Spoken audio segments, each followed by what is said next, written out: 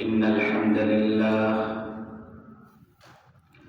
الحمد لله الأكرم الذي خلق الإنسان وكرمه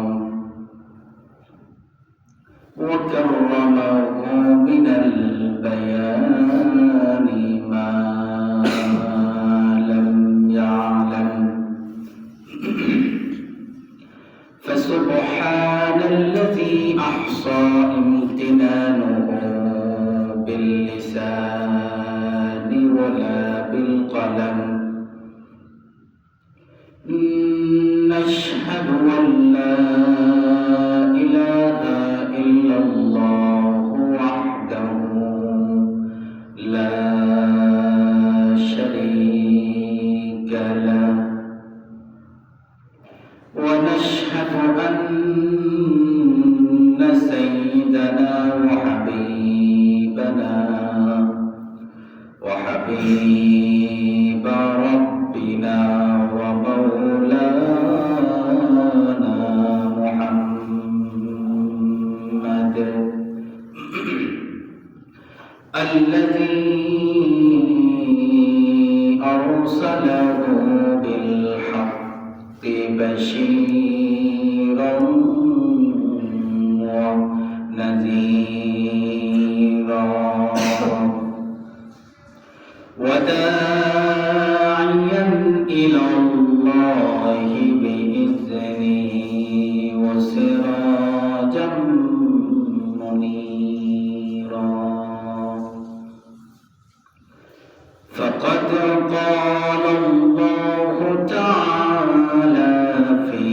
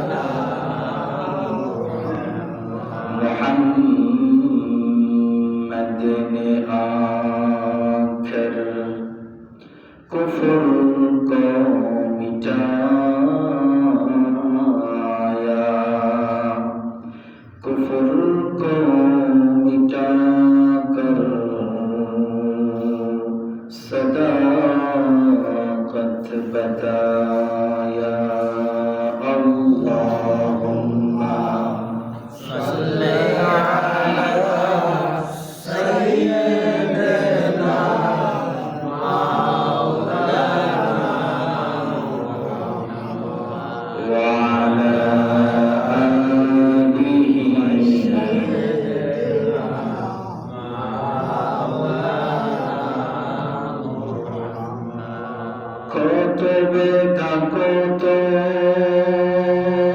ভাবে সইছ যে তুমি তোমারি খুনে লাল তায়েফের ভূমি ফেরেশতা এসে যায় ধ্বংসের হুকুম লহুমাকা মুহাম্মাদ প্রাণেতে হাসরাত হৃদয়ে মুহাম্মাদ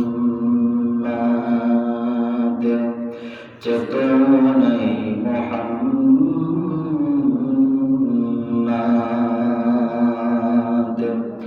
জীবনে মুহাম্মাদ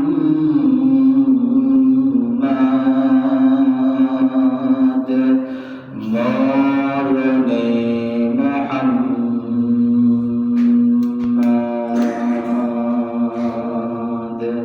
সবাই বলেন সাল্লাল্লাহু আলাইহি ওয়াসাল্লাম। সকল প্রশংসা এবং কৃতজ্ঞতা মহামহিয়ান আল্লাহ সুবহানাহু ওয়া তাআলার জন্য, যিনি আমাদেরকে সুস্থতার সাথে বাঁচিয়ে রেখে বরকতপূর্ণ এক মাস শাবান মাসের প্রথম জুমায় সালাতুল জুমা আদায় করার পূর্বে কিছু কথা বলার, কিছু কথা শোনার তৌফিক দান করেছেন। সেই মহান রবের দরবারে হৃদয় নিংড়ানো ভালোবাসা, আবেগ অনুভূতিকে উজাড় করে দিয়ে খুশি মনে প্রাণবন্ত আওয়াজে উচ্চ কণ্ঠে কালিমাতুশ শুকর আদায় করে তার শেখানো বাক্যে আমরা পড়ছি আলহামদুলিল্লাহ। সকল প্রশংসা এবং কৃতজ্ঞতা আল্লাহ সুবহানাহু ওয়া তাআলার জন্য, যিনি আমাদেরকে সুস্থ রেখেছেন, যিনি আমাদেরকে ফিতনা ফাসাদ থেকে হেফাজত করে। আল্লাহ তাআলা পছন্দশীল বান্দা যারা আছে তাদের খাতায় আমাদের নাম লিপিবদ্ধ করে সবার আগে মসজিদে আসার বসার তৌফিক দান করেছেন। আমরা আবার তার কৃতজ্ঞতা জ্ঞাপন করে পড়ছি আলহামদুলিল্লাহ। আলহামদুলিল্লাহ। আপনারা সবাই ভালো আছেন তো? ভালো রাখার মালিককে আল্লাহ, সুস্থ রাখার মালিককে আল্লাহ, জীবন দেওয়ার মালিককে আল্লাহ, মৃত্যু দেওয়ার মালিককে আল্লাহ, এই শাবান মাস পর্যন্ত আপনাকে পৌঁছে দিয়েছেন কে? আল্লাহ। রমাদান পর্যন্ত আমরা সবাই পৌঁছতে চাই তো ইনশাআল্লাহ। আল্লাহর কাছে বেশি বেশি করে দোয়া করি, আল্লাহ রমাদানের পূর্ববর্তী মাস শাবান পর্যন্ত অনুগ্রহ করে, দয়া করে, মায়া করে আপনি যেভাবে আমাদেরকে পৌঁছিয়ে দিয়েছেন, আপনার দরবারে আমরা দোয়া করি আপনি আমাদেরকে বরকতপূর্ণ মাস রমাদান পর্যন্ত পৌঁছে দেন। সবাই বলেন আমিন। গত সপ্তাহে আপনাদের মাঝে উপস্থিত হতে পারিনি। এর আগের সপ্তাহে আপনাদের সামনে আলোচনা করেছিলাম কুরআনুল কারীমের 107 নম্বর সূরা সূরাতুল মাউন এর প্রথম আয়াত থেকে কিছু কথা বলেছিলাম।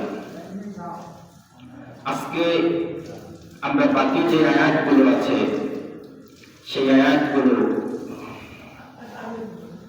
তার অনুবাদ এবং সেই আয়াতের ব্যাখ্যা বিশ্লেষণ এবং সেই আয়াতগুলো থেকে আমাদের শিক্ষা কি, এই নিয়ে আমরা ইনশাআল্লাহ আজকে আলোচনা করব। আল্লাহ তাআলা আমাকে এবং আপনাদের সবাইকে আমলের নিয়তে বলার এবং শোনার তৌফিক দান করুন। সবাই বলেন আমিন।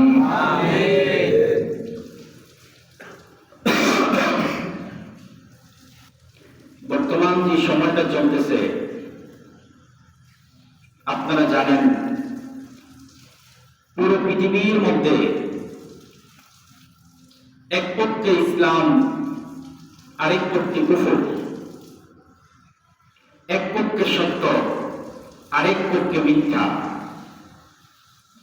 এবং এই পৃথিবীর মধ্যে আপনারা দেখছেন সত্যের উপরে মিথ্যার জয়ধ্বনি কিভাবে প্রচার করতেছে মানুষ।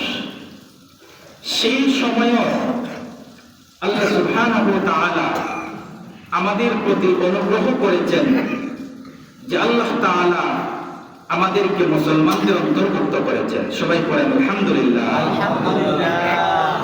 চাইলে তো আল্লাহ তাআলা আমাকে কাফিরদের অন্তর্ভুক্ত করতে পারতেন। আল্লাহ অন্তর্ভুক্ত না করে আমাদেরকে মুমিনদের অন্তর্ভুক্ত করেছেন। যে সূরা আমরা আলোচনা করতেছি, আপনাদেরকে বলছিলাম যে আলোচনার সুবিধার্থে এই সূরাকে আমরা দুই ভাগে বিভক্ত করেছিলাম। প্রথম ভাগ আল্লাহ তাআলা পরকাল অবিশ্বাসী কাফিরদের ব্যাপারে আলোচনা করছেন প্রথম 3 আয়াতে। পরের 4 আয়াতে আল্লাহ তাআলা মুনাফিকদের সম্পর্কে আলোচনা করছেন। আসেন, আমাদের আলোচনা যে জায়গায় গিয়ে শেষ হয়েছিল সেই জায়গাটা হচ্ছে পরকাল অবিশ্বাসী কাফিররা যারা আছে তাদেরকে পরকালে আবার যে পুনরুত্থিত করা হবে তারা এই কথাটা বিশ্বাস করে না। মৃত্যুর পরে আবার যে আমাদেরকে জীবিত করা হবে, পরকাল অবিশ্বাসী কাফিররা এই কথাটা বিশ্বাস করে না। আপনাদের মধ্যে কেউ আছেন এমন? না। সবাই বিশ্বাস করেন তো? মৃত্যুর পরে আবার আমাদেরকে পুনরুত্থিত করা হবে, সবাই বিশ্বাস করেন তো? বিশ্বাস না করলে ঈমান থাকবে না। রব্বুল আলামিন বলেন, আরাআইতাল্লাযী ইউকাযযিবু বিদ্দীন। ও নবী, আপনি কি তাদের ব্যাপারে জানেন না? আপনি কি তাদেরকে দেখেন না? কাদেরকে? আল্লাহ তাআলা বলছেন আল্লাযী ইউকাযযিবু বিদ্দীন, যারা দ্বীনকে অস্বীকার করে, যারা দ্বীনকে মিথ্যা প্রতিপন্ন করে, যারা দ্বীনকে মানতে চায় না, যারা ইসলামকে বিশ্বাস করে না। রব্বুল আলামিন বলেন, আল্লাহ তাআলা তার ভাষায় বড় সুন্দর করে তাদেরকে জানিয়ে দিচ্ছেন, কুল না'আম ওয়া আনতুম দাখিরুন। ও পৃথিবীর অবিশ্বাসী বান্দারা, তোমরা জেনে রাখো আল্লাহ তাআলা শুধুমাত্র তোমাদেরকে জীবিত করবেন তাই না, বরং তোমাদের পূর্বপুরুষরাও যারা পৃথিবী থেকে চলে গিয়েছে আল্লাহ তাআলা তাদেরকে জীবিত করবেন এবং আনতুম দাখিরুন, তোমরা যারা অবিশ্বাস করছো আল্লাহ তাআলা তাদেরকে লাঞ্ছিত করবেন। বলেন নাউজুবিল্লাহ। তাহলে পরকাল অবিশ্বাসী কাফিররা যারা বিশ্বাস করে না যে মৃত্যুর পরে তাদেরকে আবার জীবন দেওয়া হবে, আল্লাহ তাআলা বলছেন শুধু তোমাদেরকে না, তোমাদের পূর্ববর্তী যত মানুষ পৃথিবী থেকে চলে গিয়েছে তাদেরকে পুনরুত্থিত করা হবে এবং তোমরা যারা অবিশ্বাস করো তোমাদেরকে লাঞ্ছিত যিনি করবেন তিনি কে? আল্লাহ। কিভাবে আল্লাহ তাআলা তাদেরকে পরকালে সেই মাটির কবর থেকে উত্তোলন করবেন, উঠাবেন? আল্লাহ তাআলা বলছেন, ফাইন্নামা হিয়া যাজরাতুন ওয়াহিদা ফাইযা হুম ইয়ানজুরুন। সেই আশ্চর্য ঘটনাটি ঘটবে, আল্লাহ তাআলা ইসরাফিল আলাইহিস সালাতু ওয়াস সালামকে আদেশ করবেন যে ইসরাফিল তুমি সিংহাগ্নি ভাজাও, তুমি সিংহায় ফুৎকার দাও। ইসরাফিল আলাইহিস সালাতু ওয়াস সালাম সিংহায় ফুৎকার দিবেন মোট 2 বার। সবাই গলার আওয়াজ বড় করে বলেন, কয়বার? 2 বার।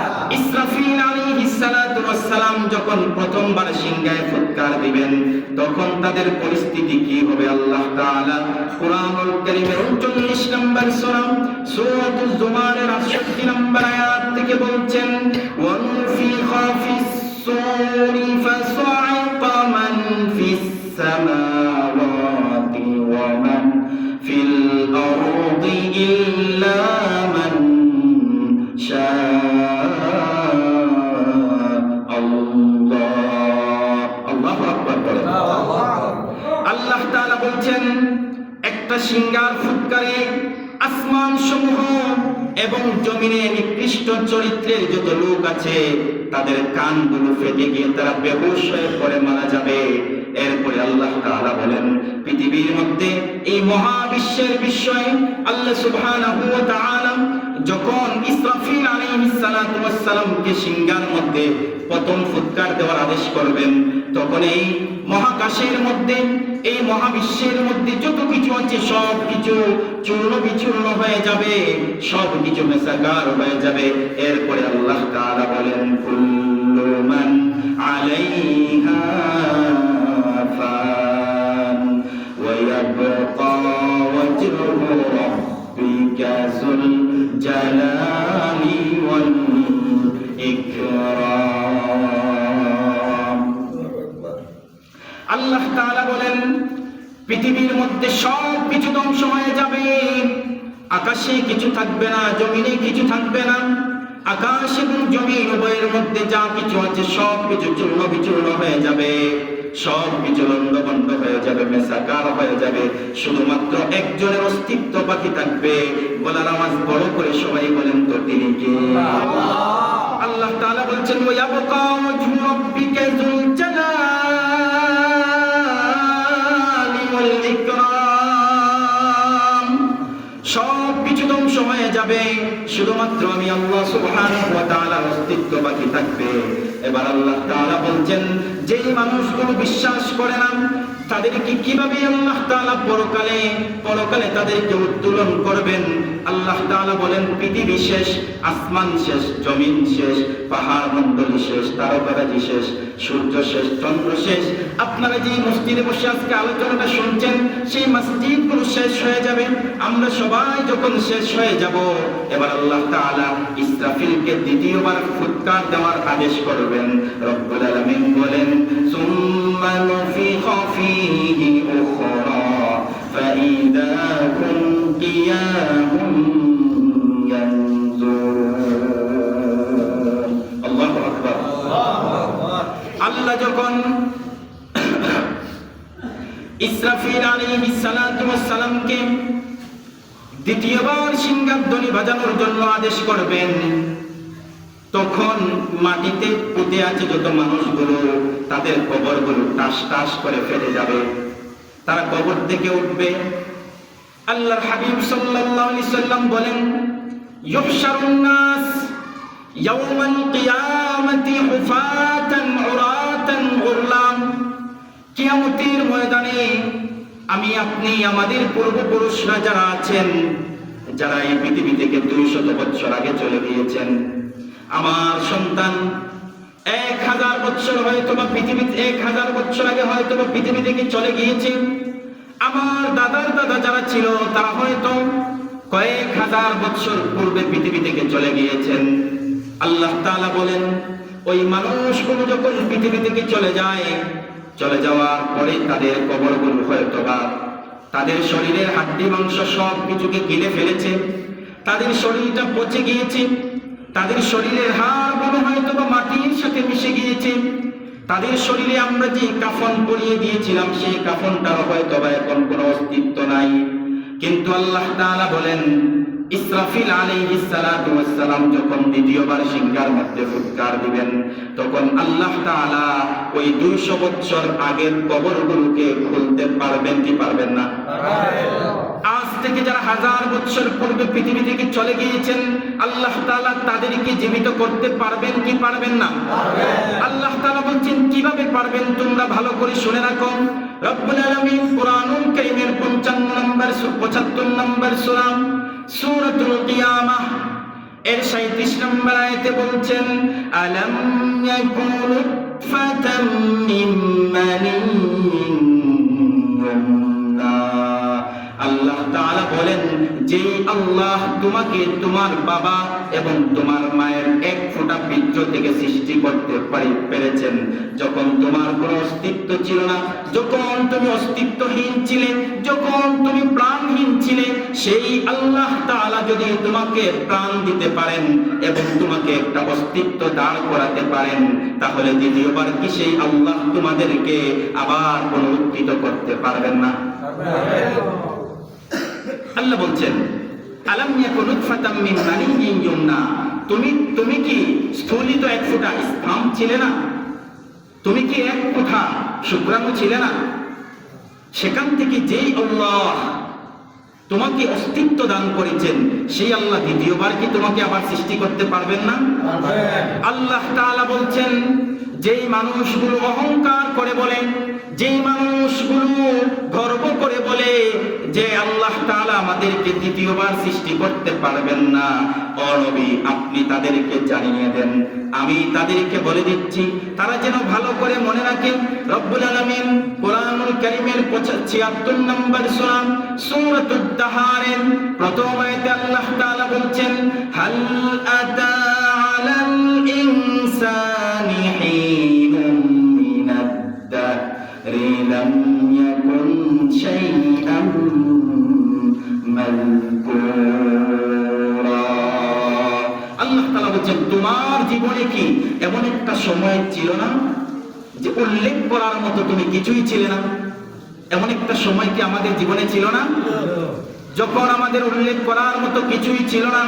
সেই আল্লাহ তাআলা অস্তিত্বহীনতা থেকে আমাদেরকে কিভাবে অস্তিত্ব দান করেছেন। রব্বুল আলামিন কুরআনুল কারীমের 23 নম্বর সূরা সূরাতুল মুমিন এর 12 নম্বর আয়াত থেকে বলছেন, লাকাদ খালাকনাল ইনসানা মিন সুলালাতিন মিন তিন সুম্মা জাআলনাহু নুতফাতান ফি قرار مكين ثم خلقنا النطفة علقة فخلقنا العلقة مضغة فخلقنا المضغة عظاما فكسونا العظام لحما। জোরে বলেন আল্লাহু আকবার। সেই আল্লাহ সুবহানাহু ওয়া তাআলা বলছেন, কেমনে তোমাকে বানালাম পুরুষের এক ফোঁটা স্পাম থেকে এবং মহিলাদের এক ফোঁটা আবা থেকে তোমাদেরকে আমি তৈরি করলাম। কিভাবে? ও দুনিয়ার মানুষ, তোমরা ভালো করে শুনে রাখো, দুনিয়ার মানুষ সৃষ্টি হওয়ার যে 7টা প্রক্রিয়া আছে আল্লাহ তাআলা 1000 বছর আগে কোরআনের মধ্যে বলে দিয়েছেন। আজকে তো তোমরা 1000 বছর পরে এসে আল্ট্রাসাউন্ডের মাধ্যমে তোমরা বলতে পারো, চেকআপের মাধ্যমে তোমরা বুঝতে পারো তোমাদের বিবির পেটে ছেলে হয়েছে না মেয়ে হয়েছে, অথচ তারা বলতে পারে না এই ছেলে এবং মেয়েকে আল্লাহ কিভাবে সৃষ্টি করেন। আল্লাহ তাআলা বলছেন, আজ থেকে 1000 বছর পরে যে মানুষগুলো এই মহাবিশ্বয়ে আল্লাহ সুবহানাহু ওয়া তাআলা মানুষগুলোকে কিভাবে সৃষ্টি করেছেন তার তত্ত্ব বের করেছে, অথচ আল্লাহ তাআলা 1500 বছর আগে কোরআনে বলে দিয়েছেন। আল্লাহ তাআলা বলেন, প্রথমে তোমার বাবার এক ফোঁটা স্পাম এবং তোমার মায়ের এক ফোঁটা আপনার আবাকে একটা সংরক্ষিত স্থানে আল্লাহ তাআলা রেখে দেন। সেইটার দুটার মিশ্রণের মাধ্যমে আল্লাহ তাআলা প্রথমে সেই নাপাক পানিগুলোকে রক্তে রূপান্তরিত করেন। এবার আল্লাহ তাআলা বলছেন, রক্তে রূপান্তরিত করার পরে সেই নাপাক রক্তকে আল্লাহ তাআলা একটা গোশতপিণ্ডে রূপান্তরিত করেন। কিছুদিন পরে আল্লাহ সুবহানাহু ওয়া তাআলা সেই গোশতপিণ্ডকে আবার হাড্ডিতে রূপান্তরিত করেন। এরপরে আল্লাহ সুবহানাহু ওয়া তাআলা সেই হাড্ডির উপরে রব্বুল আলামিন মাংসের আবরণ বিছিয়ে দেন। এভাবে আল্লাহ তাআলা কতদিন রাখেন? রব্বুল আলামিন বলছেন, ওয়া নুকিরু ফিল আরহামি মা নাশাউ ইলা আজালিন মুসাম্মা। আল্লাহ তাআলা বলছেন, নির্দিষ্ট একটা সময় পর্যন্ত 7 মাস, 8 মাস, 9 মাস, 10 মাস, 11 মাস পর্যন্ত আল্লাহ সুবহানাহু ওয়া তাআলা তোমার মায়ের পেটের সংরক্ষিত একটা জায়গায় তোমার এই আকৃতিটাকে আল্লাহ তাআলা রেখে দেন। সুবহানাল্লাহ। এরপরে আল্লাহ তাআলা বলছেন, এই 7 মাস 8 মাস আল্লাহ তাআলা তোমাকে আকৃতি দেওয়ার পরে তোমার মায়ের পেটে সংরক্ষিত একটা জায়গায় রেখে দিয়েছেন। এরপরে আল্লাহ তাআলা 7-8 মাস পরে তোমাকে কি করেন? রব্বুল আলামিন বলেন, সুম্মা নুখরিজুকুম তিফলা। আজকে আপনি হয়তো হয়তো 60 কেজির 70 কেজির 80 কেজির একটা মানুষ, কিন্তু যখন আল্লাহ তাআলা তোমার মায়ের পেট থেকে তোমাকে বের করেছেন, আল্লাহ বলছেন 2.5 কেজি 2 কেজি 3 কেজি 4 কেজি ওজনের একটা সুন্দর আকৃতি দিয়ে তোমার মায়ের পেট থেকে বের করে দুনিয়ার আলো বাতাস যিনি দেখিয়েছেন তিনি কে? সেই আল্লাহ কি মৃত্যুর পরে যেই আল্লাহ আমাকে অস্তিত্বহীনতা থেকে 1 ফোঁটা নাপাক পানি থেকে তৈরি করতে পেরেছেন, সেই আল্লাহ কি আমার মতো আপনার মতো মানুষকে মৃত্যুর পরে দ্বিতীয়বার আবার জীবিত করতে পারবেন না? এবার আল্লাহ তাআলা বলেন, ও দুনিয়ার মানুষ, তুমি ভালো করে বুঝে রাখো, যে আল্লাহ সুবহানাহু ওয়া তাআলা 1 ফোঁটা নাপাক পানিকে ধাপে ধাপে 7টি প্রক্রিয়া অবলম্বন করে তোমাকে আমাকে ছোট্ট একটা শিশুর সাইজের পৃথিবীতে বের করেছেন, সেই আল্লাহ কি আলাইসা যালিকা বিকাদিরিন আলা আইয়ুহিয়াল মাউতা? সেই আল্লাহ কি আমাকে আপনাকে, আমার পূর্বপুরুষরা যারা পৃথিবী থেকে চলে গিয়েছে, আমার পরবর্তী প্রজন্ম যারা পৃথিবী থেকে যাবে, 200 বছর আগে যারা পৃথিবী থেকে চলে গিয়েছে, পৃথিবীর শুরুলগ্নে যারা পৃথিবী থেকে চলে গিয়েছে, তাদেরকে সৃষ্টি করতে কি আল্লাহ তাআলা পারবেন না? আল্লাহ বলছেন, আলাইসা যালিকা বিকাদিরিন আলা আইয়ুহিয়াল মাউতা। সেই আল্লাহ তাআলা মৃতদেরকে আবার জীবিত করতে পারেন।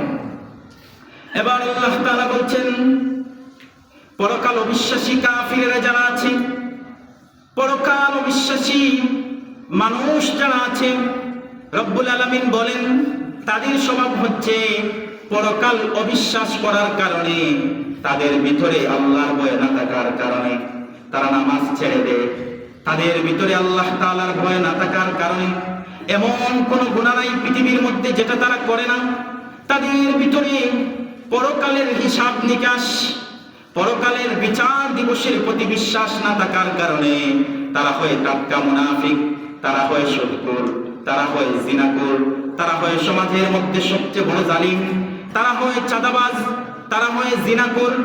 কারণ আল্লাহ তাআলা বলছেন তাদের ভিতরে পরকালের প্রতি বিশ্বাস নাই, তাদের ভিতরে পরকালের হিসাবের প্রতি বিশ্বাস নাই, তাদের ভিতরে আবার আল্লাহর সামনে দাঁড়াতে হবে এই দিনের প্রতি তাদের বিশ্বাস নাই। আল্লাহ তাআলা রাজাদিরাজ, আল্লাহ তাআলা সকল ক্ষমতার মালিক, একথার প্রতি তাদের বিশ্বাস নাই। যদি তাদের বিশ্বাস হতো তাহলে আল্লাহ তাআলা বলছেন তারা কখনো আল্লাহ তাআলাকে অস্বীকার করত না, তারা কখনো পরকালকে অস্বীকার করত না। এজন্য রব্বুল আলামিন কুরআনুল কারীমের 107 নম্বর সূরা সূরাতুল মাউনের প্রথম আয়াতে বলছেন, সবাই আমার সাথে পড়েন, আরাআইতাল্লাযী ইউকাযযিবু বিদ্দীন।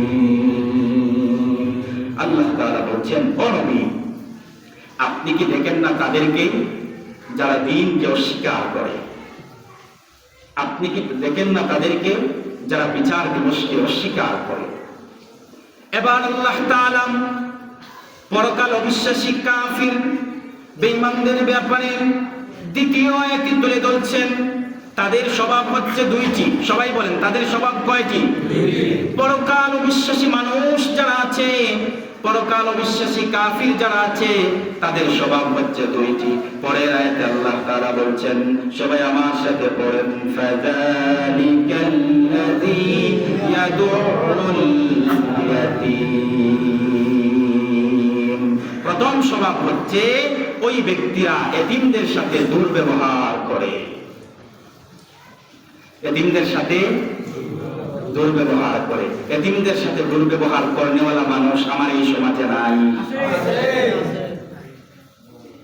ইয়াদউল ইয়াতীম এর ব্যাখ্যায় মুফাসসিরগণ বলেছেন, ইয়াদউল ইয়াতীম এর অর্থ হচ্ছে 3টি। জুড়ে বলেন কয়টি? 3টি। এর মধ্যে প্রথম নাম্বার হচ্ছে ইয়াদউল ইয়াতীম, এতিমের সাথে দুর্ব্যবহার করার প্রথম পদ্ধতি হচ্ছে ইয়াকুলু মালাল ইয়াতীম।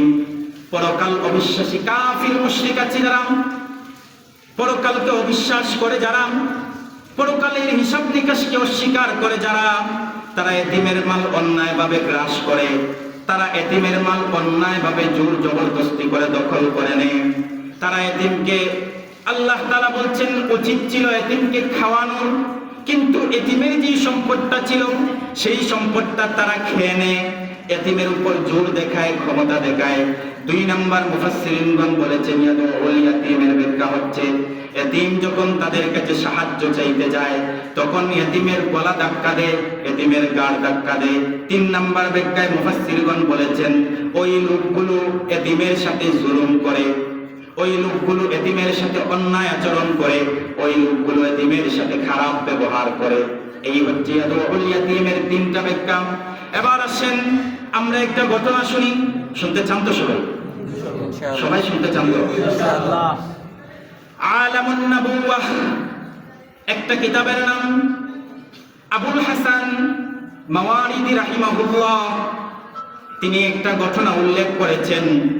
তিনি বলেন এই আয়াতটা যখন নাজিল হয়, এই সূরাটা যখন নাজিল হয়, তখন মক্কার মুশরিকেরা যারা ছিল তারা এতিমের সাথে খুব বেশি খারাপ আচরণ করত। মক্কার মুশরিকেরা যারা ছিল তারা এতিমের সাথে দুর্ব্যবহার করত, এতিমের সাথে অন্যায় আচরণ করত। আল্লাহ সুবহানাহু ওয়া তাআলা বলেন তখনই আমি আল্লাহর রাসূলকে এই সূরা নাযিল করে জানিয়ে দিলাম, ও মুহাম্মাদুর রাসূলুল্লাহ সাল্লাল্লাহু আলাইহি ওয়াসাল্লাম আপনি বলে দেন, আপনি কি দেখেন না যারা দ্বীনকে মিথ্যা প্রতিপন্ন করে, যারা এতিমের সাথে খারাপ আচরণ করে। তখনকার সময়ের মক্কার কুখ্যাত জালিম ছিল আবু জাহাল। সেই আবু জাহাল একজন এতিমের দেখাশোনা করত, একজন এতিম লালন পালন করত। কিছুদিন পরে ওই এতিমটা যখন বুঝতে পারল, এতিমটা ছিল খুব সম্পদশালী, তার বাবার অনেক সম্পদ ছিল। তার বাবা পৃথিবী থেকে চলে যাওয়ার পরে আবু জাহাল এতিমকে লালন পালন করতে শুরু করলো, এবং এই এতিমের বাবার যত সম্পদ ছিল সব সে হস্তগত করে নিল, সব সে নিজের মতো করে ব্যবহার করতে শুরু করলো। কিছুদিন পরে ওই এতিম ছেলেটা আবু জাহালের কাছে আসলো। আসার পরে বলল, ও আবু জাহাল, তুমি তো আমার সব সম্পত্তি দিবা না এটা আমি জানি, আমাকে এই পরিমাণ সম্পত্তি দিয়ে দাও, যে পরিমাণ সম্পত্তি দিলে আমি আমার জীবনকে চালাতে পারি, আমি আমার ভরণ পোষণের খরচ চালাতে পারি, এই পরিমাণ সম্পত্তি দিয়ে দাও। আবু জাহাল তো দেয় না। আবার ছেলেটা বারবার আবু জাহালের কাছে আবদার করে। এক পর্যায়ে আবু জাহাল রাগে অগ্নিশর্মা হয়ে ওই ছেলেটার গলার মধ্যে ধাক্কা দিল। ধাক্কা দেওয়ার কারণে ওই এতিম ছেলেটা মাটিতে পড়ে গেল। অপরদিকে কিছু কাফির দাঁড়িয়ে ছিল। কাফিররা বলল, এবার একটা সুযোগ এসেছে, মুহাম্মদের মধ্যে আর আবু জাহালের মধ্যে একটা দ্বন্দ্ব লাগিয়ে দেয়। তারা চিন্তা করলো, আবু জাহাল যে আগুন জ্বেলেছে সেই আগুনের মধ্যে আমরা একটু তেল ঢেলে দিই। আগুনের মধ্যে তেল ঢাললে আগুন বাড়ে না কমে? সবাই বলেন, বাড়ে না কমে? আবু জাহাল একটা সুযোগ পাইল, ওই কাফিররা কিছু সুযোগ পাইল যে আবু জাহালের মধ্যে আর মুহাম্মাদের মধ্যে দ্বন্দ্ব লাগানোর একটা সময় চলে এসেছে। এবার ওই কাফিররা যারা ছিল, যারা গাছের আড়াল থেকে ওই এতিম ছেলেটাকে দেখছিল, আবু জাহাল যখন তাকে ধাক্কা দিয়ে ঘরের ভিতরে চলে গেল, তখন ওই কাফিররা এসে তারা চিন্তা করলো, আমরা এতিম ছেলেটাকে উঠাই। এতিম ছেলেটাকে উঠানোর পরে এবার তারা ওই এতিম ছেলেকে বলল, ও এতিম ছেলে, তুমি ভালো করে শুনে রাখো, মুহাম্মাদুর রাসূলুল্লাহ, সবাই পড়েন সাল্লাল্লাহু আলাইহি ওয়াসাল্লাম, তিনিও ছিলেন এতিম। তিনি এতিমের প্রতি খুব যত্নশীল, এতিমের প্রতি খুব মায়াশীল, এতিমদেরকে তিনি খুব কদর করেন। তোমার সাথে যে ঘটনাটা ঘটেছিল, যাও তুমি মুহাম্মাদের কাছে গিয়ে সেই ঘটনাটা বলো। আপনারা হয়তো ধারণা করতে পারেন ওই কাফিররা এতিম ছেলেটার ভালো চাচ্ছে না, কাফিরটা এতিম ছেলেটার ভালো চাচ্ছে না। তাদের চিন্তা চেতনায় হলো, আমরা যদি ওই এতিম ছেলেকে উস্কায়ে ফুসকায়ে যদি মুহাম্মাদের কাছে পৌঁছাতে পারি, মুহাম্মদ যখন জানতে পারবেন এতিম ছেলের সাথে আবু জাহাল এই খারাপ ব্যবহার করেছে, সাথে সাথে সে আবু জাহালের কাছে চলে আসবে। আসার পরে একটা দ্বন্দ্ব লাগবে, আমরা সেটা দেখে মজা উপভোগ করব, আমরা সেটা দেখে হাসি ঠাট্টা করব। মুহাম্মাদের কাফিরদের এই কথা শুনে এতিম ছেলেটা সাহস পেয়ে মুহাম্মাদুর রাসূলুল্লাহর কাছে চলে গেল। গিয়ে বলল, ইয়া রাসূলুল্লাহ, আবু জাহাল আমার সাথে এই অন্যায় আচরণ করেছে, আমার বাবার সম্পদ সে হস্তগত করেছে, আমার মায়ের সম্পদ সে হস্তগত করেছে, সে আমাকে লালন পালন করেছিল, কথাটা সত্য। কিন্তু আমি যখন তার কাছ থেকে সরে আসতে চাচ্ছি, তখন সে আমার সম্পদ দখল করে রাখতে চায়, দিতে চায় না। আল্লাহর রাসূল সাল্লাল্লাহু আলাইহি সাল্লাম এই কথা শোনার সাথে সাথে রাসূল বসা থেকে দাঁড়িয়ে গেলেন, এতিম ছেলের হাতে ধরে সোজাসুজি তাকে আবু জাহালের বাড়িতে নিয়ে গেলেন। আর অপর দিকে ওই কাফিররা গাছের আড়াল থেকে মজা দেখছিল। মুহাম্মদুর রাসূলুল্লাহ সাল্লাল্লাহু আলাইহি সাল্লাম যখন ওই এতিম ছেলেকে নিয়ে আবু জাহালের বাড়িতে পৌঁছলেন, আবু জাহাল মুহাম্মদকে অভ্যর্থনা জানালো, মুহাম্মদকে সম্মানে সাদরে আমন্ত্রণ জানালো। কাফিররা এই দৃশ্য দেখে বড় আশ্চর্য হয়ে গেল। তারা মনে করছিল যে এই মাত্র লাগে লাগে, কিন্তু পরিস্থিতি পুরো ভিন্ন। মুহাম্মদুর রাসূলুল্লাহ সাল্লাল্লাহু আলাইহি সাল্লাম যখন আবু জাহালের কাছে এতিম ছেলেটাকে নিয়ে গেলেন, বললেন, ও আবু জাহাল, তার সাথে তোমার কি সমস্যা হয়েছে? আবু জাহাল এই সমস্যার কথা বলার পরে বিশ্বনবী বললেন, এতিমদের সাথে দুর্ব্যবহার করতে নাই, তুমি সাথে সাথে এতিমদের তুমি তাড়াতাড়ি এতিমের মাল ফিরিয়ে দাও। আবু জাহাল এতিমের মাল ফিরিয়ে দিল তো দিল, মুহাম্মদুর রাসূলুল্লাহর সাথে ভালো আচরণ করলো, যার কল্পনাও কাফিররা করতে পারেনি। মুহাম্মদুর রাসূলুল্লাহ এতিমের এই সম্পদগুলো নিয়ে যখন তিনি চলে যাচ্ছেন, চলে যাওয়ার পরে কাফিররা সেবার আবু জাহালকে বলে, ও আবু জাহাল, এতদিন পরে আমরা বুঝতে পারলাম তুমিও মনে হয় মুহাম্মদের দলে যোগদান করেছো। তারা বলে, আবু জাহাল, তুমিও মনে হয় মুহাম্মদের দলে যোগদান করেছো। আবু জাহাল বলে, নেভার এভার, কখনো সম্ভব নয়, হতেই পারে না। তখন কাফিররা বলে, তাহলে মুহাম্মদের সাথে এত ভালো আচরণ করার কারণ কি? মুহাম্মদের সাথে এত সুন্দর আচরণ করার কারণ কি? আমরা তো ভেবেছিলাম উল্টাটা, কিন্তু তুমি মুহাম্মদকে যেভাবে স্বাগতম জানিয়ে এতিমের মালটাকে ফিরিয়ে দিয়েছ, তার কল্পনাও আমরা কখনো করি নাই। তখন আবু জাহালের মতো কুখ্যাত সন্ত্রাস, আবু জাহালের মতো কুখ্যাত কাফির, সে তার অপর কাফিরদের কাছে বলল, তোমরা তো চিন্তা করছো মুহাম্মাদের সাথে আমি এত ভালো আচরণ করেছি কেন? কারণ আমি তো মুহাম্মাদের সাথে ভালো আচরণ করার লোক নই। তারপরেও মুহাম্মাদের সাথে ভালো আচরণ করেছি কেন তোমরা কি জানো? বলছি, আমি এই ভালো আচরণটা করার কারণ হচ্ছে মুহাম্মদুর রাসূলুল্লাহ যখন এতিম বাচ্চাটাকে নিয়ে আমার বাড়ির দিকে আসতেছেন, তখন আমি দেখি মুহাম্মাদের ডান পাশে আর মুহাম্মাদের বাম পাশে লম্বা তলোয়ার নিয়ে দুইজন ফেরেশতা আসছেন। আমি চিন্তা করছি, আমি যদি মুহাম্মাদের সাথে খারাপ আচরণ করি, ওই দুই ফেরেশতা আমার গর্দান উড়িয়ে দিবেন। এই ভয়ে আমি মুহাম্মাদের সাথে ভালো আচরণ করেছি। আল্লাহু আকবার। মুহাম্মাদের সাথে এমনি তো আর ভালো আচরণ আবু জাহালের মতো কুখ্যাত কাফির সন্ত্রাস করার কথা না, কিন্তু তার ভিতরেও মৃত্যুর ভয় ছিল কি ছিল না? সে যখন দেখতে পেল যে দুই পাশে তলোয়ারওয়ালা দুইজন সুঠাম দেহের ফেরেশতা আসছেন, সে চিন্তা করলো, আমি মুহাম্মাদের সাথে দুর্ব্যবহার করব, সাথে সাথে তোর বাড়ির আঘাতে আমার গর্দান হয়ে যাবে। তাহলে দরকার নাই বাবা, তোমার সম্পদ তুমি নাও, আমার জীবন আমাকে দাও। সাথে সাথে ফিরিয়ে দিল। এখান থেকে আমরা কি বুঝলাম? যে রাসূলের চরিত্র এত পবিত্র ছিল, রাসূলের আচরণ এত নম্র ছিল, রাসূলের ব্যবহার এত ভালো ছিল, একজন কাফির মুশরিক তার আচরণে মুগ্ধ হয়ে ঈমান নিয়ে আসতো। সুবহানাল্লাহ। এই ছিলেন রাসূল। এবার আল্লাহ তাআলা বলছেন, পরকাল অবিশ্বাসী কাফিরদের স্বভাব হচ্ছে তারা এতিমের প্রতি দয়াদ্র হয় না, তারা এতিমের প্রতি কোমল আচরণ করে না, বরং তারা কি করে? রব্বুল আলামিন বলেন, ইন্নাল্লাযীনা ইয়াকুলুনা আমওয়ালাল ইয়াতামা যুলমা ইন্নামা ইয়াকুলুনা ফী বুতুনিহিম নারা ওয়া সায়াসলাউনা সাঈরা।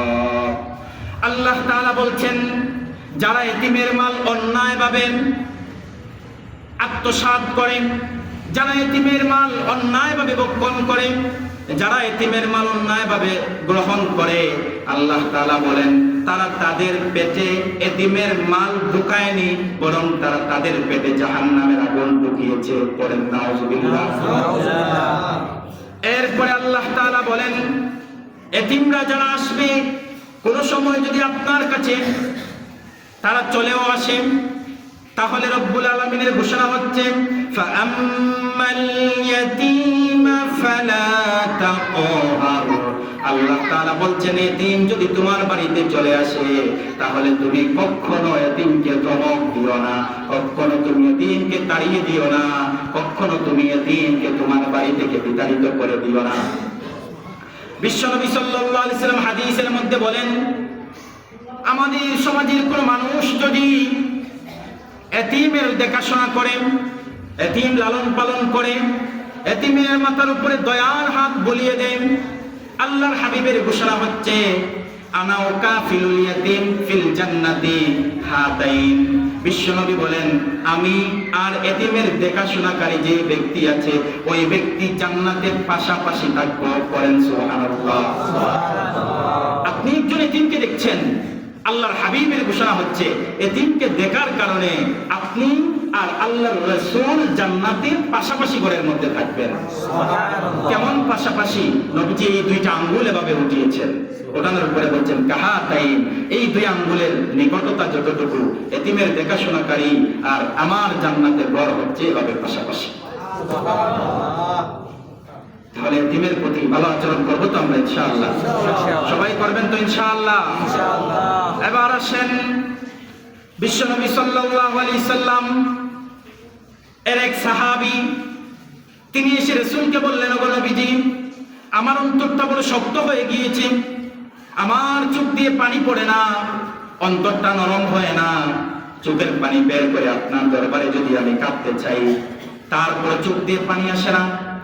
বিশ্বনবী সাল্লাল্লাহু আলাইহি সাল্লাম ওই সাহাবীকে বললেন ও আমার সাহাবী, তুমি যদি তোমার অন্তরকে নরম করতে চাও, তুমি যদি তোমার চোখ দিয়ে আল্লাহর ভয়ে চোখের পানি বের হয়ে যাক এটা যদি তুমি চাও, তাহলে তুমি এতিমের দেখাশোনা করো, তুমি এতিমের মাথার উপর তোমার দয়ার পরশ বুলিয়ে দাও, তুমি এতিমের সাথে ভালো ব্যবহার করো।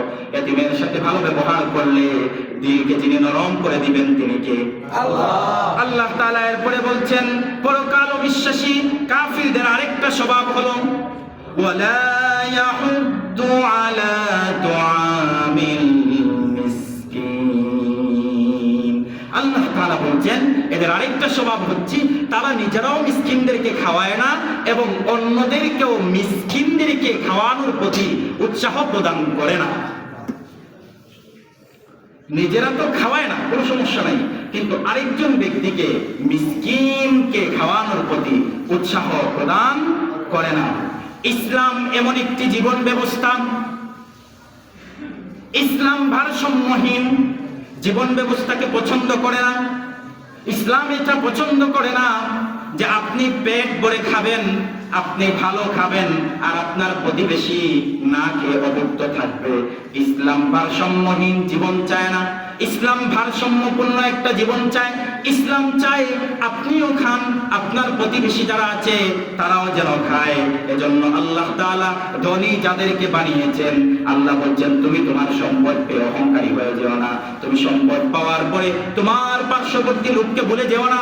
এজন্য বিশ্বনবী বলেন তুমি যখন তোমার ঘরে কোনো খাবার পাক করবা, তুমি যখন তোমার ঘরে খাবার রান্না করবা, তখন খাবারের মধ্যে একটু ঝোল বাড়িয়ে দাও, যাতে করে তুমি তোমার প্রতিবেশীকে দেখাশোনা করতে পারো। বলেন সুবহানাল্লাহ। আমাদের চিন্তা চেতনা হয়ে গিয়েছে এমন যে আমরা নিজে ভালো খাবো, নিজে বড় বড় মাছের পিস খাবো, নিজে গরুর গোশত খাবো, খাসির গোশত খাবো, বাজার থেকে বড় বড় মাছ কিনে খাবো, কিন্তু আমাদের পাশের লোক, আমার আপন ছোট ভাই না খেয়ে উপোস আছে, আমরা তার খোঁজ খবর নেই না। এরকম মানুষ আমাদের সমাজে নাই। আছে বললে এটা ভুল হবে, বলতে হবে আমরা, বলতে হবে কি আমরা। এজন্য রব্বুল আলামিনের স্পষ্ট ঘোষণা হচ্ছে ওয়া ফি আমওয়ালিহিম হাক্কুল লিসাইল মাহরুম, যাদেরকে আমি আল্লাহ সুবহানাহু ওয়া তাআলা সম্পদ দান করেছি, টাকা পয়সা দান করেছি, জায়গা জমি দান করেছি, 3 সন্তান 4 সন্তান দান করেছি, ভালো ইনকাম করে তারা, তোমাদেরকে আমি জানিয়ে দিচ্ছি, তোমরা ভালো করে শুনে রাখো, তোমাদের এই সম্পদ আমি দিয়েছি শুধু একার জন্য না, বরং তোমাদের সম্পদের মধ্যে অভাবী এবং বঞ্চিতদের হক যিনি রেখে দিয়েছেন তিনি কে?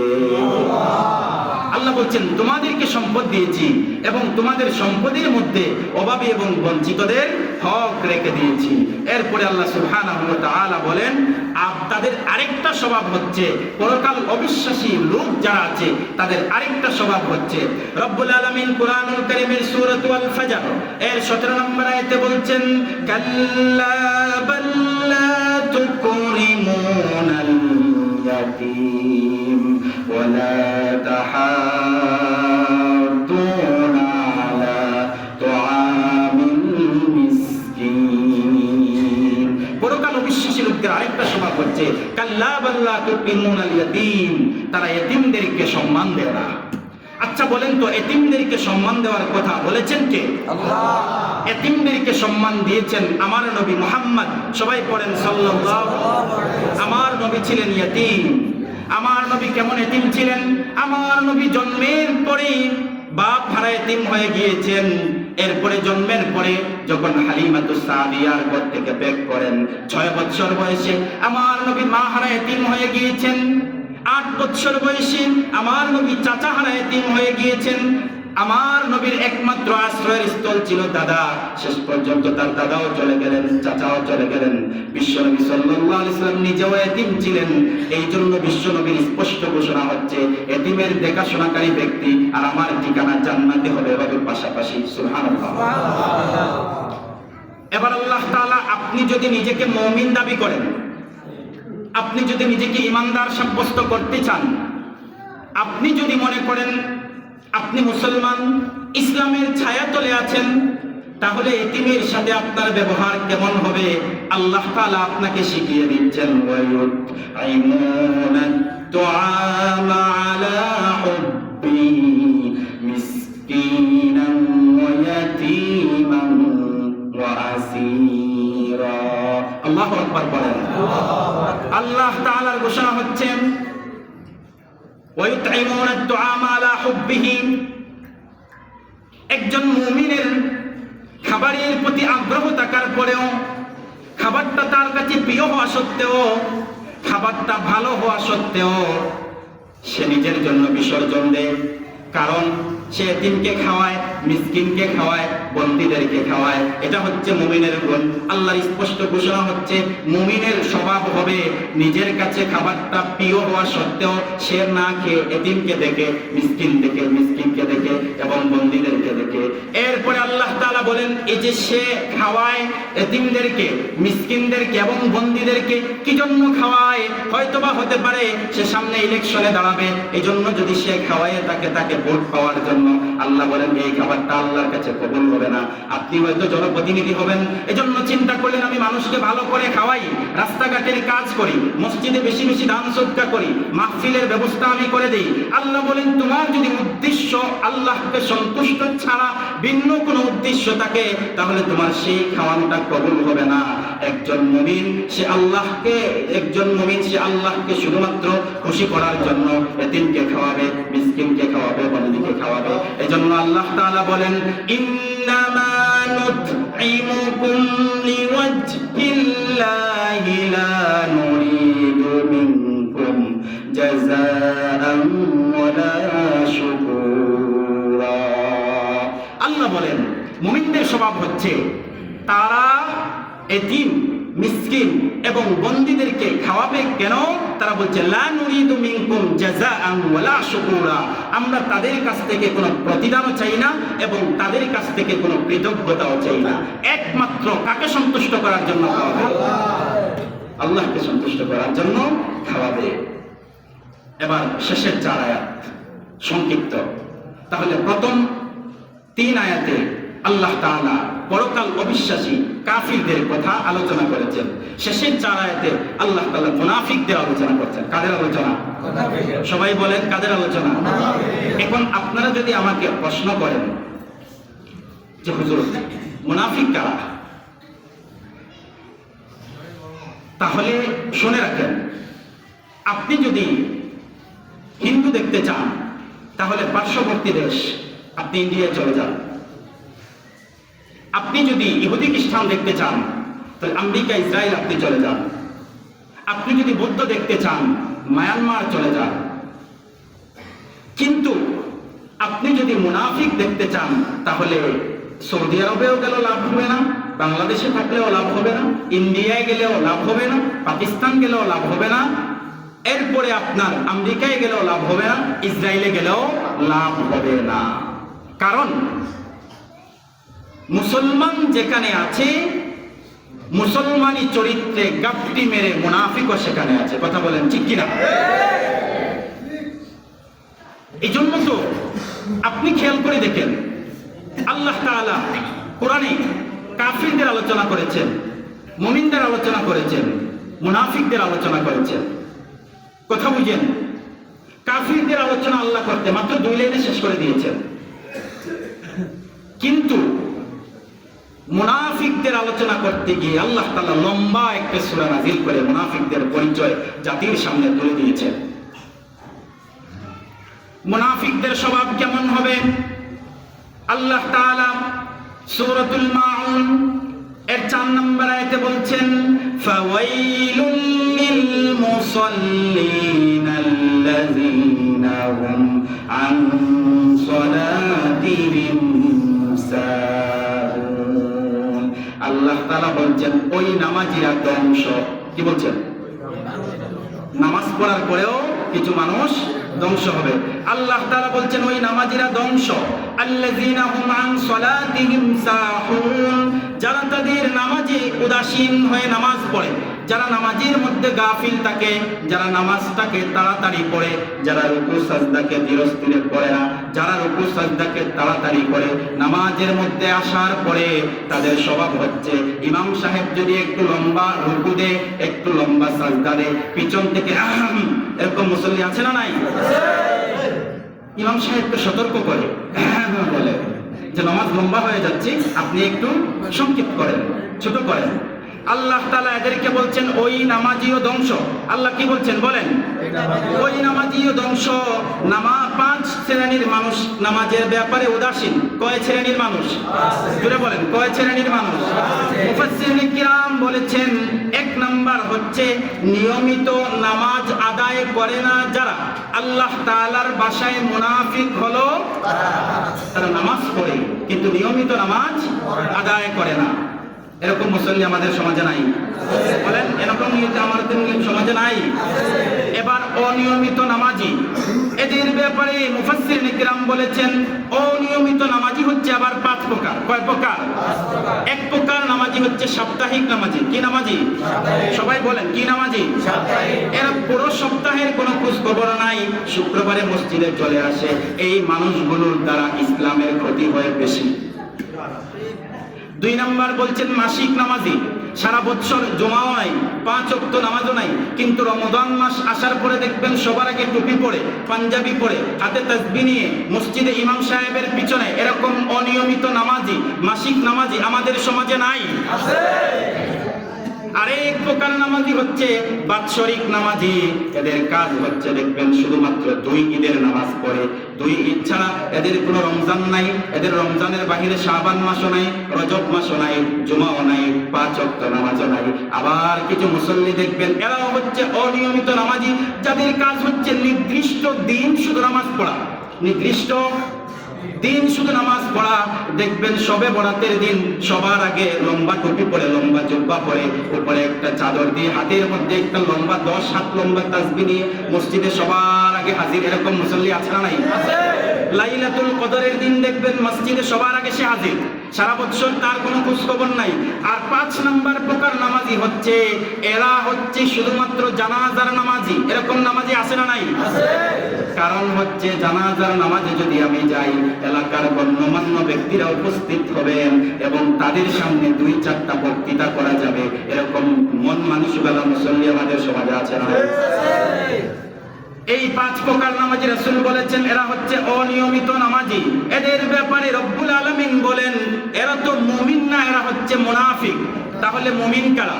আল্লাহ তাআলা কয়েকটা মুমিনদের গুণ বর্ণনা করার পরে এবার আল্লাহ তাআলা মুমিনদের গুণ সম্পর্কে বলছেন, ওয়াল্লাযীনা হুম আলা সালাতিহিম ইউহাফিজুন।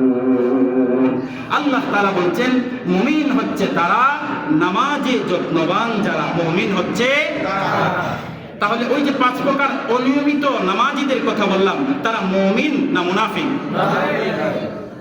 2 নাম্বার আল্লাহ তাআলা বলছেন 2 নাম্বার কিছু মানুষ আছে যারা 5 ওয়াক্ত নামাজ পড়ে, যারা 5 ওয়াক্ত নামাজ পড়ে, কিন্তু তাদের একটা সমস্যা হচ্ছে তারা প্রত্যেক নামাজকে দেরি করে পড়ে।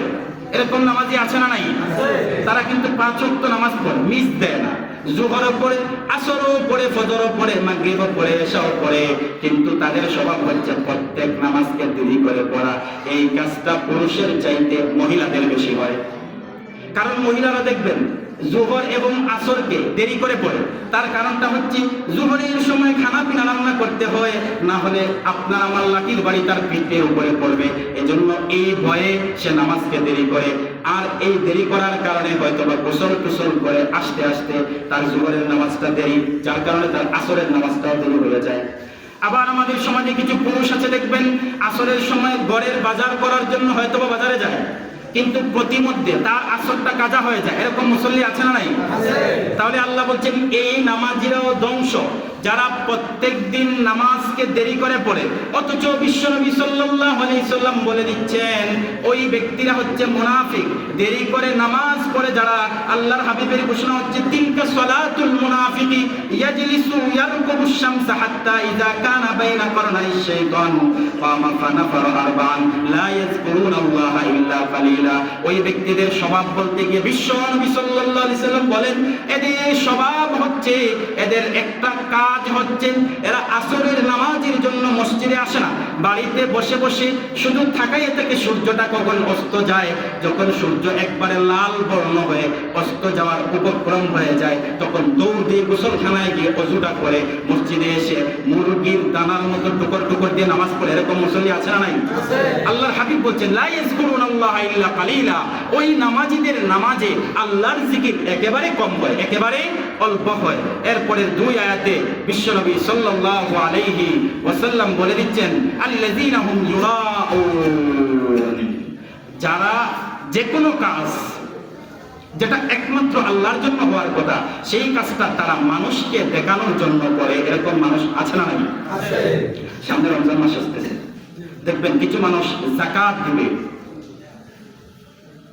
লিস্টি করে, মসজিদের মাইক দিয়ে ঘোষণা দেয় আজকে অমুকের বাড়ি যাকাতের কাপড় বিতরণ করা হবে, এবং কয়েক হাজার ক্যামেরা সামনে নিয়ে উপস্থাপন করে এবং পরবর্তীতে সেগুলো ফেসবুকে আপলোড করে।